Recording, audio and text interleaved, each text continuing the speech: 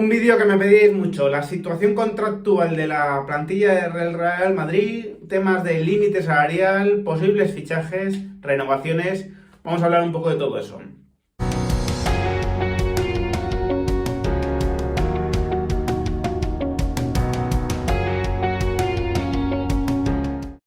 Muy buenas a todos, ¿qué tal? Bueno, como os digo, es un vídeo que me pedíais muchos, tanto en los Q&As como en comentarios que vais dejando en el canal o incluso en Twitter.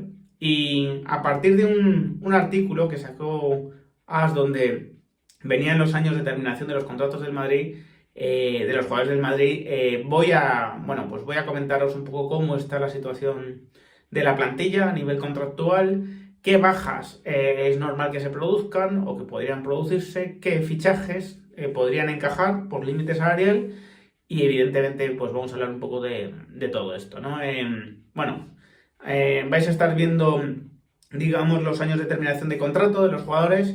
Hay jugadores evidentemente que están en una situación contractual muy tranquila, como Valverde, Camavinga, Álava, Courtois, Casemiro, ¿no? Estos jugadores...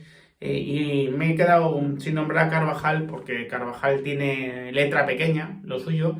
Pues son jugadores que o bien han renovado recientemente o bien han fichado también recientemente, como es el caso de Álava y Camavinga, y tienen contrato, pues en el caso de Camavinga hasta 2027, que es el contrato más largo que tenemos junto con el de Valverde, y Álava pues hasta 2026, ¿no? Coincidiendo ahí con Courtois en esa terminación de contrato. Estos jugadores, lógicamente, no pasa por los planes del Madrid desprenderse de ellos, ¿no? Ya no es solo un tema de duración de contrato, sino también de que son jugadores con los que la apuesta todavía es a medio plazo como mínimo, ¿no? Evidentemente, así lo marcan sus contratos. Después tenemos el caso de Carvajal y Vallejo, también el de Jovic, ¿no? Que son jugadores que terminan en 2025, ¿no? Pero que a diferencia de Rodrigo y de Militao, porque Militao termina en 2025 y Rodrigo también, pues yo creo que tienen una situación diferente, ¿no? En este caso Carvajal, Vallejo y Jovic. ¿Por qué? Por diferentes aspectos, ¿no? Carvajal es un jugador que ha renovado por 4 años recientemente, en 2021, a pesar del historial de lesiones desgraciado que tiene, ¿no? Es una auténtica desgracia, es una pena, pero es así, ¿no? Tiene un historial de lesiones muy complicado.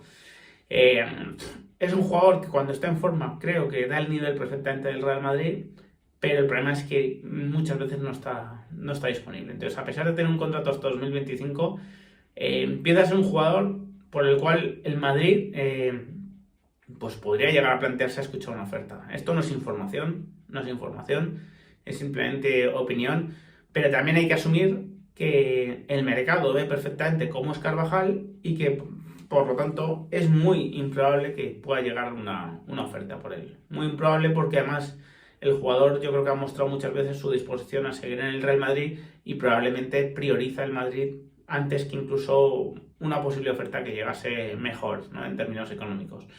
El caso de Vallejo y Jovic, pues son jugadores que terminando en 2025, evidentemente, son transferibles en el Madrid, ¿no? Lo de Vallejo es un caso muy raro, es un jugador que fichó en el año 2017 y que renovó al poco tiempo hasta 2025. Intuyo que ganando poco dinero dentro de lo que cabe, ¿no? De las cifras que estamos hablando, lógicamente, intuyo que fue por ahí el tema, pero estamos hablando de, pues, evidentemente un contrato muy largo de un jugador que no cuenta a nivel deportivo. Creo que no es un jugador tan fácil, tan difícil para desprenderse de él, porque precisamente como no tendrá una ficha demasiado alta, como es joven y como tampoco es un jugador, y parece que es un jugador que ha dejado atrás esas lesiones, además, ¿no? Que le han machacado un poco el comienzo de su carrera, pues creo que es un jugador que podrá salir. El otro caso, Jovic, pues 2025, lo hemos comentado muchas veces, es un contrato todavía muy largo, pero evidentemente el Madrid tiene bastantes incentivos para buscarle una salida, ¿no? Ya se está hablando del interés de equipos como el Borussia Dortmund, que imaginaos, ¿no? Lo que podría conllevar su salida al Borussia Dortmund, del Arsenal. Bueno, hay varios equipos que pueden preguntar por él y evidentemente es un jugador transferible, ¿no? Después ya nos metemos, en el caso de Rodrigo, evidentemente estamos hablando de un jugador que todavía la apuesta del club yo creo que es a largo plazo con él. Y en el caso de Militao, el asunto con Militao, terminando el contrato también en 2025, es si el Madrid va a hacerle una mejora de contrato, dado que su estatus dentro de la plantilla ha cambiado sensiblemente, ¿no? No creo que sea un tema urgente, pero evidentemente va a ser un tema a afrontar como tarde en 2023. Seguramente en 2023 haya que afrontar la renovación de Militao.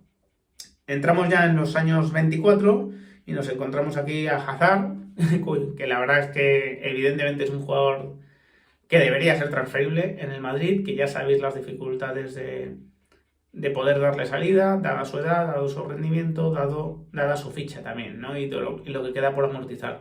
Pero cuando llegue este verano, ya lo que quedará por amortizar irá siendo menos, lógicamente, ¿no? Ya podremos a lo mejor estar hablando de 48 millones de euros. Por lo tanto, según avance el tiempo, parece de cajón, pero según avance el tiempo, lógicamente va a ser más fácil o menos complicada o menos imposible su salida, ¿no? No hay que perder la esperanza. No hay que perder la esperanza, aunque siempre os he hablado y no os he querido engañar de que es una salida muy complicada, tremendamente complicada. En enero era casi imposible, en verano empieza a ser un poco menos imposible y en 2023, lógicamente, pues cada vez será más probable, ¿no? Después tenemos a Lucas Vázquez, que renovó 3 años, para mí una renovación muy cuestionable, siempre lo comenté, no porque esté dando menos nivel del que uno podía esperar, de hecho, bueno, pues yo creo que es un jugador que está jugando en una posición que no es la suya, se le ha renovado en esa condición de lateral derecho y creo que ahí ha podido estar el error, ¿no? Estando Odriozola en la plantilla, creo que hubiese sido una apuesta más natural a apostar por Odriozola y a Lucas dejarle salir, ¿no? Liberar ese contrato y dejarle salir. Evidentemente puede ser un jugador transferible, si llega una oferta, porque no creo que esté en un salario demasiado elevado y tampoco, si el Madrid se logra reforzar en el lateral derecho, tampoco será un jugador prioritario o fundamental, ¿no? Tenemos a Vinicius 2024, Vinicius evidentemente es un jugador al que va a haber que renovar y como ya comenté por aquí, va a ser seguramente este verano cuando empiecen esas negociaciones y va a haber que darle el estatus que merece de estrella del equipo o una de las estrellas del equipo. Así que en 2024 veremos esa renovación seguramente de Vinicius y bueno, veremos si se acerca a esas 2 cifras en cuanto al contrato o todavía el Madrid consigue renovarle por menos de 10 millones de euros, ¿no? Ya veremos, pero en cualquier caso es una renovación que el club va a buscar y que el jugador se merece, ¿no? Lógicamente. Lunin 2024 pues es una situación pues que ya veremos cómo se sigue desenvolviendo. Tiene un auténtico muro por delante que es Courtois, que además todavía está en una buena edad para ser portero y evidentemente, bueno, pues no apremia la terminación de su contrato, pero sí que apremia encontrar una solución, ¿no?, al jugador. Y una cosa que me ha sorprendido es que, según Benzema tiene hasta 2024. Así que no sería 2023 la terminación de su contrato, sino 2024. Obviamente, de momento, no va a renovar, ¿no? Hasta 2024 pues ya cumpliría 36 años dentro de ese contrato. Así que es una situación, de momento, a no tocar, ¿no?, la de Benzema. Entramos ya en los años 23 y tenemos aquí a Kroos, a Nacho, a Mariano, a Asensio y a Ceballos, ¿no? Estos son los jugadores que en la mayoría de casos tenemos que hablar de renovación o venta, ¿no?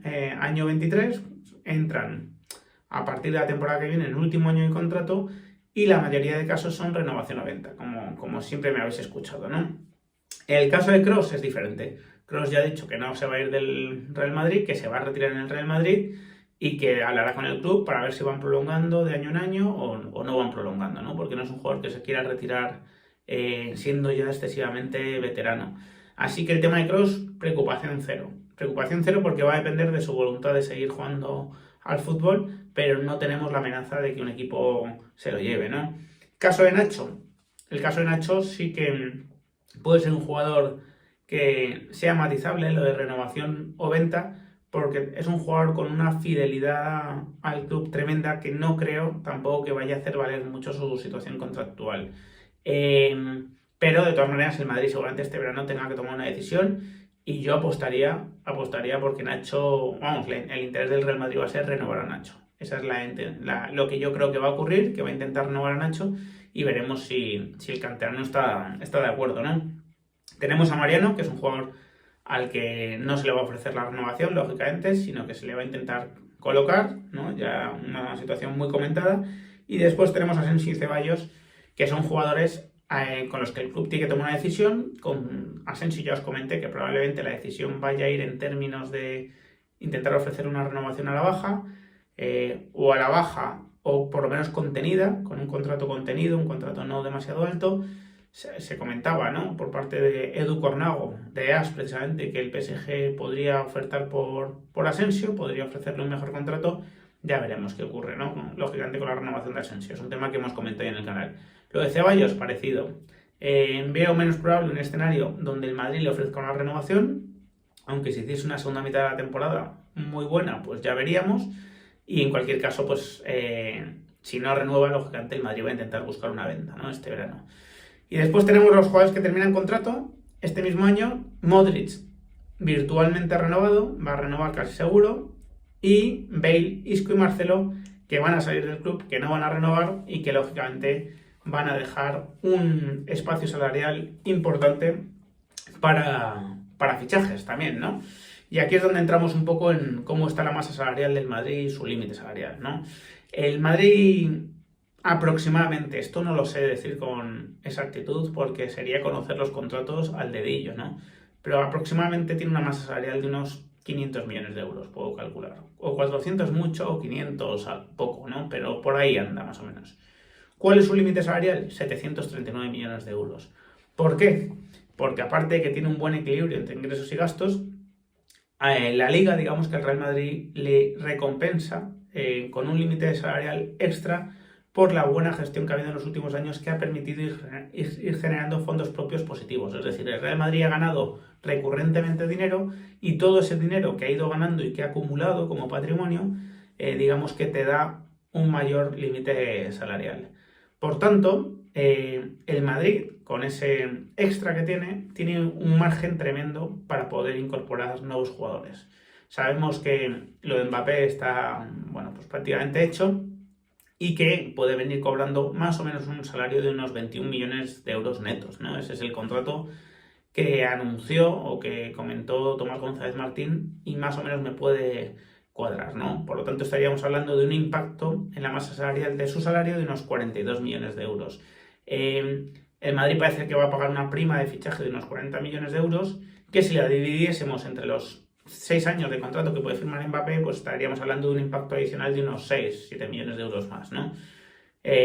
Pues esos 42 más esos 6, unos 48, ese sería el impacto de Mbappé en la masa salarial.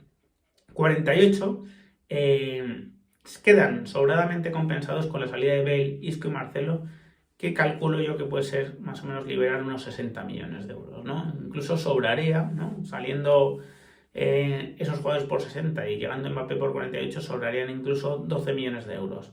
Hay que tener en cuenta también que se puede producir alguna renovación a la baja o al alza, ¿no? En el caso de Modric puede ser a la baja, en el caso de Nacho puede mantenerse más o menos en los mismos guarismos, también Asensio, pero por ejemplo en el caso de Vinicius va a ser a alza, ¿no? Por lo tanto, esos 12 millones de euros extras que habría, pues lógicamente también se pueden consumir en esa renovación de Vinicius. Y entonces, ¿Haaland cabría o no cabría? Pues Haaland, por supuesto, cabría. Por límite salarial cabría, desde luego. ¿Por qué? Porque Haaland, ya os he comentado, que más o menos el impacto que va a tener en la masa salarial entre el sueldo, comisiones y traspaso va a ser de unos 70-80 millones de euros cada año, ¿no? El Madrid tiene de sobra, como comentaba, unos 240-230 millones de euros. Por lo tanto, esos 70 millones cabrían, ¿no? Y además hay que tener en cuenta que el Madrid puede producir ventas, ¿no? Podría producirse la venta de Hazard, podría producirse la venta de Ceballos, la venta incluso de un jugador como Asensio, ¿no? Si no renovase, podría producirse el milagro de la salida de Mariano, ¿no? Alguna salida más pequeña como la de Vallejo también. Es decir, pueden producirse salidas que también ayuden, ¿no?, a que el impacto de Haaland en la masa salarial no sea tan significativo, no sea tan abrumador. Aún así, por límite salarial, el Madrid puede afrontar esa operación. Por situación económica, en mi opinión también, siempre y cuando Haaland también entre en unos términos salariales pues que sean adecuados, ¿no? Adecuados, que sean parecidos a los de Mbappé o algo inferiores, porque pues, puede darse la situación de que tú, por límite salarial, puedas darle cabida a Haaland, pero que en años venideros se te genere un problema porque digamos que tengan la escala salarial se te descontrole, ¿no? Con la llegada de estos jugadores. Así que siempre hay que tener en cuenta todos los aspectos, también hay que tener en cuenta el aumento de ingresos que se va a producir con el Bernabéu y bueno, todo eso es lo que seguramente está teniendo en cuenta el club para poder hacer esas operaciones. Que viniesen Haaland y Mbappé no creo que implique que no pueda llegar algún otro jugador, aunque evidentemente todo muy medido, todo dentro de esa escala salarial y todo correspondiéndose con salidas que también se vayan produciendo. Así que sin más os dejo, espero vuestros comentarios. Si os ha gustado el vídeo dejadle un like y compartirlo y suscribiros al canal los que no estáis. Un fuerte abrazo.